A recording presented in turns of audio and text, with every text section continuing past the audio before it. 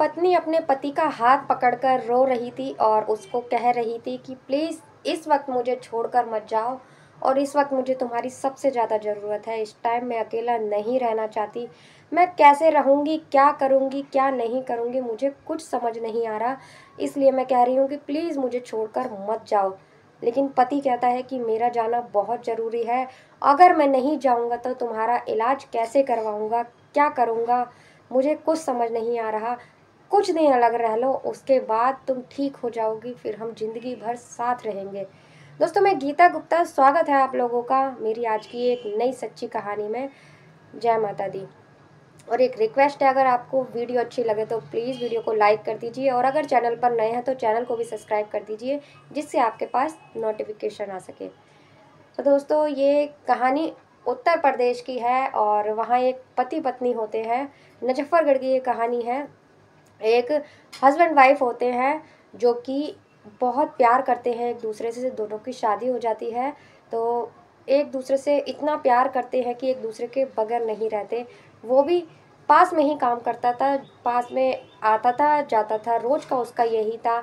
लेकिन जब ज़रूरतें ज़्यादा बढ़ने लगती हैं तो पत्नी अपने पति से बोलती है कि अब थोड़ा सा आपको काम के बारे में ज़्यादा सोचना चाहिए, क्योंकि आगे आगे परिवार भी बढ़ रहा है। तो आपको बाहर, लड़के का नाम होता है विजय और लड़की का नाम होता है रिया। जब वो बाहर चला जाता है कमाने के लिए तो थोड़े दिन जब निकलते हैं, पत्नी रह रही होती है, अपने पति से बहुत प्यार करती थी जब वो रह रही होती है, तो अचानक एक दिन जब वो सो रही होती है तो पता नहीं उसकी आंखों में क्या चला जाता है, क्या गिर जाता है, जिससे उसकी आंखों में बहुत दर्द होता है। और वो अपने पति को फ़ोन करती है कि ऐसी ऐसी बात है। तो उसका पति सोचता है कि ऐसे ही कुछ होगा, आँख में नॉर्मली कुछ चला जाता है तो ठीक हो जाती है दवाई वगैरह डालने से। वो अपनी पत्नी को बोलता है कि ठीक हो जाएगी, तुम चिंता मत करो, दवाई वगैरह डाल लेना, घर में और भी लोग हैं, ठीक हो जाएगा सब। तो ये कहकर वो फ़ोन रख देता है और फिर काम में लग जाता है।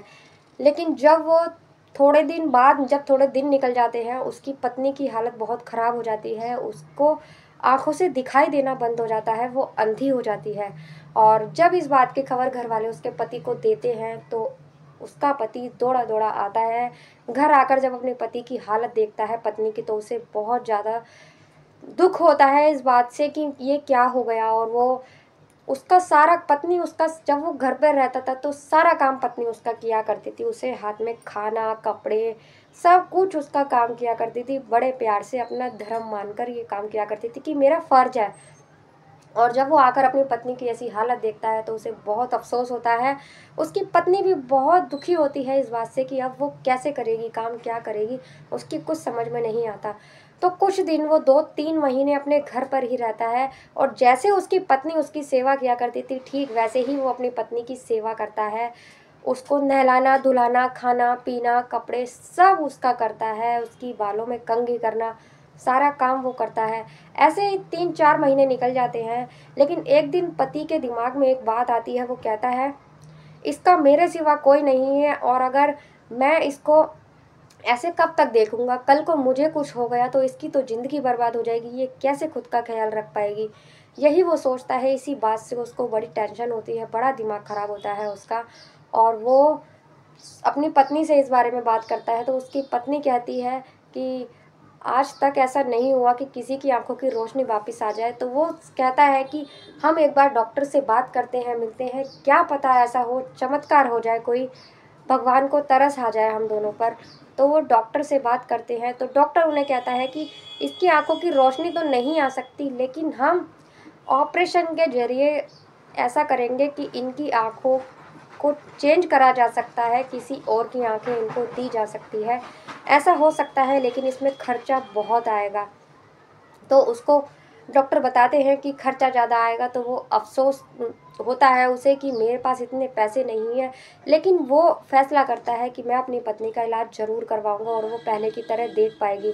यही डॉक्टर के पास से जब वो घर आते हैं तो वो अपनी पत्नी को बोलता है कि अब मुझे कमाने के लिए बाहर जाना पड़ेगा, क्योंकि यहाँ तो इतनी कमाई नहीं है कि मैं तुम्हारा इलाज करवा सकूँ और पैसा भी ज़्यादा लगेगा, तो इसलिए मुझे बाहर ही रहना पड़ेगा। तुम अपना ख्याल रखना। घर में और भी लोग थे ख्याल रखने वाले, लेकिन आजकल कौन किसका ध्यान रखता है। वो पति पत्नी दोनों एक दूसरे का ही ख्याल रखते थे। और वो अपनी पत्नी को छोड़ के जाने का फ़ैसला करता है बाहर कमाने के लिए। और जिस दिन वो जा रहा होता है तो उस दिन उसकी पत्नी बहुत रोती है, उसका हाथ पकड़ लेती है, उसके हाथों पर उसके आंसू गिरते हैं और वो मना करती है कि प्लीज़ मत जाओ मुझे छोड़कर, मुझे तुम्हारी इस वक्त बहुत ज़रूरत है। तो वो कहता है कि अभी तुम्हें कुछ टाइम अलग रहना पड़ेगा, ये तो तुम काट लोगी, लेकिन अगर तुम्हारी आंखें ठीक नहीं हुई, कल को मुझे कुछ हो गया तो तुम कैसे रहोगी ज़िंदगी भर।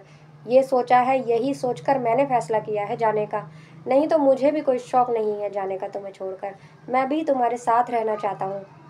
ये कहकर वो चला जाता है। जब वो शहर जाता है तो उसे, जहाँ वो इंटरव्यू देता है, उसे वहाँ का, उसका काम वहाँ लोग अच्छा लगता है मालिक को, और उसे वहाँ एक नौकरी मिल जाती है बहुत अच्छी, जो कि वहाँ काम करने लगता है और उसकी नौकरी अच्छी चल रही होती है।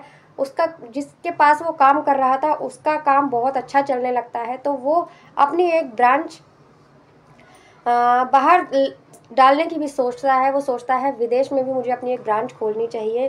तो वो फैसला करता है, जहाँ उसके स्टाफ में से सबसे अच्छा काम विजय का ही था, तो वो फैसला करता है कि मैं जो विदेश में अपनी कंपनी खोलूँगा वहाँ पर भी मैं विजय को ही भेजूँगा और ये सबसे अच्छा रहेगा क्योंकि उसका काम बहुत अच्छा है।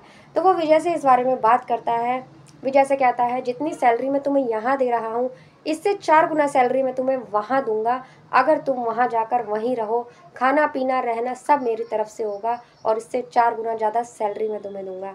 ये बात सुनकर विजय खुश हो जाता है और वहाँ जाने का फैसला करता है।